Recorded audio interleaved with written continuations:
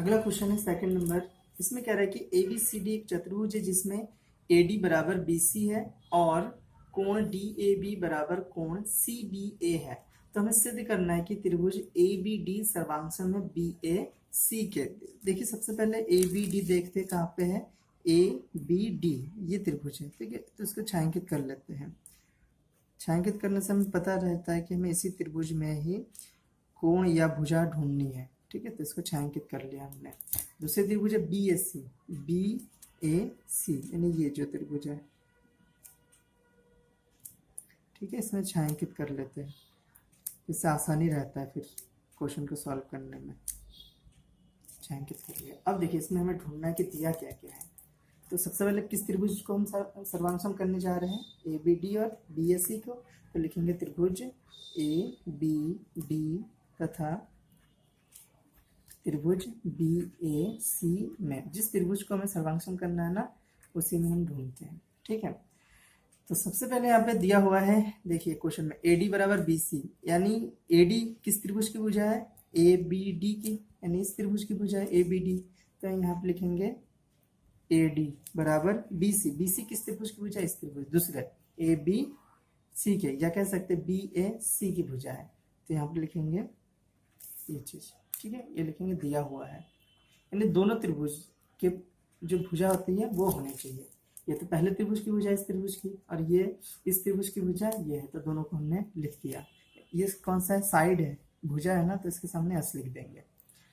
अब दूसरी चीज देखते हैं इसमें क्या बराबर है। देखिए और एक चीज दिया हुआ है, कोण दिया हुआ है DAB।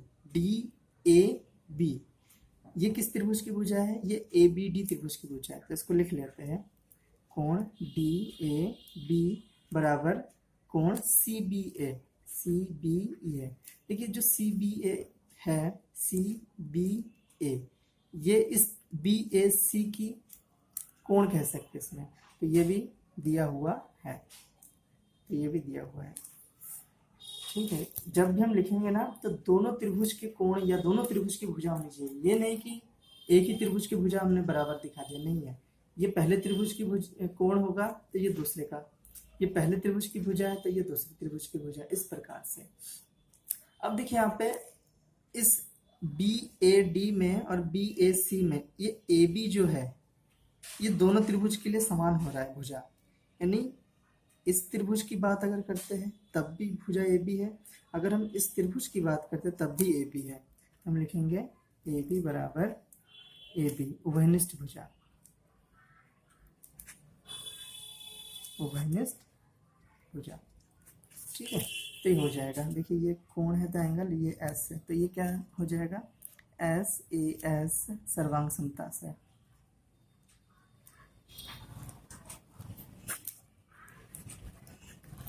ठीक है, त्रिभुज ये जो दोनों हमने लिया है ये सर्वांगसम हो जाएगा। ABD सर्वांगसम है त्रिभुज BAC।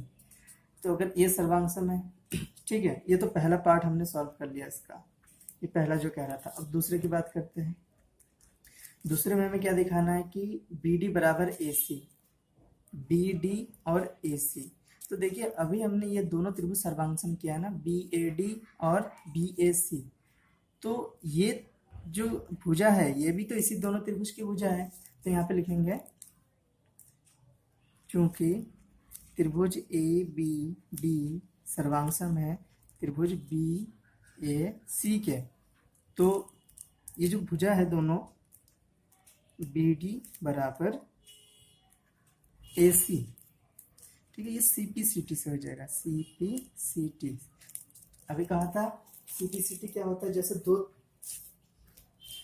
CPCT होता है अगर दो हम त्रिभुज लेते हैं वो सर्वांगसम है, ठीक है।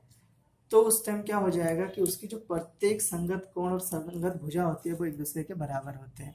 तो ये दोनों त्रिभुज सर्वांगसम है, तो हम कह सकते हैं इसके जो ये वाली भुजा है और ये वाली भुजा ये भी आपस में बराबर होंगे CPCT से, corresponding part of congruent triangle.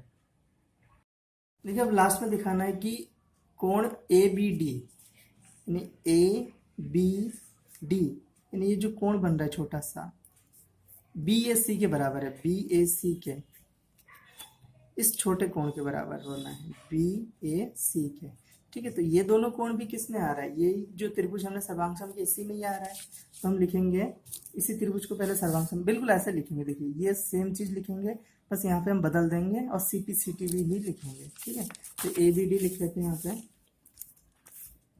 कोण ABD सर्वांग है BAC। ठीक है, यहाँ पे लिखेंगे कोण, सर यहाँ पे कोण नहीं, त्रिभुज BAD सर्वांग त्रिभुज